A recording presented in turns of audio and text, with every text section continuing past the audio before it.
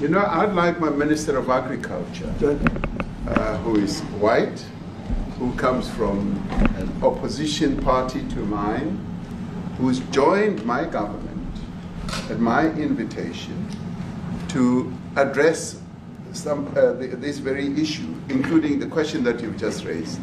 John? Thank you very much, Mr. President. Yeah. And Mr. President, thank you for welcoming us to the White House. I would say we have a rural safety problem in South Africa. I don't think anyone wants to candy coat that. And it requires a lot of effort to get on top of it. It's going to require more policing resources. It's going to require a different strategy to be able to deal with it. But certainly the majority of South Africa's commercial and smallholder farmers really do want to stay in South Africa and make it work. And I've just come from the largest agricultural show in the Southern Hemisphere with organized agriculture and farmers, and the majority of them want to stay. But they too there have a memorial to those who've died as a result of farm attacks. And as the Minister of Agriculture, it is something that I'm particularly exercised with my colleagues at police and my colleagues in the justice cluster to start making farm attacks and stock theft a priority crime.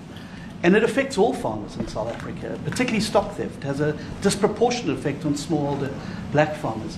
I also want to just say this, that the two individuals that are in that video that you've seen are both leaders of opposition minority parties in South Africa. Umkhonto weSizwe under Mr. Zuma and the economic freedom fighters under Mr. Malema.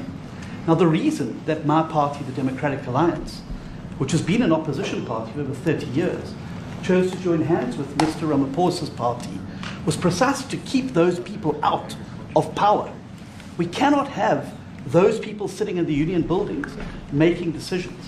And that is why after 30 years of us exchanging barbs across the floor in Parliament and trying to get one over on each other, we've decided to join hands precisely to keep that lot out of government. Because the day they get in to the doors of the union buildings in South Africa or control of our Parliament, that's what you're going to see. And that is why this government, working together, needs the support of our allies around the world so that we can strengthen our hand, grow our economy, and shut the door forever on that rabble getting through the doors of the union bodies, because then South Africa's future would be... So you denounced that.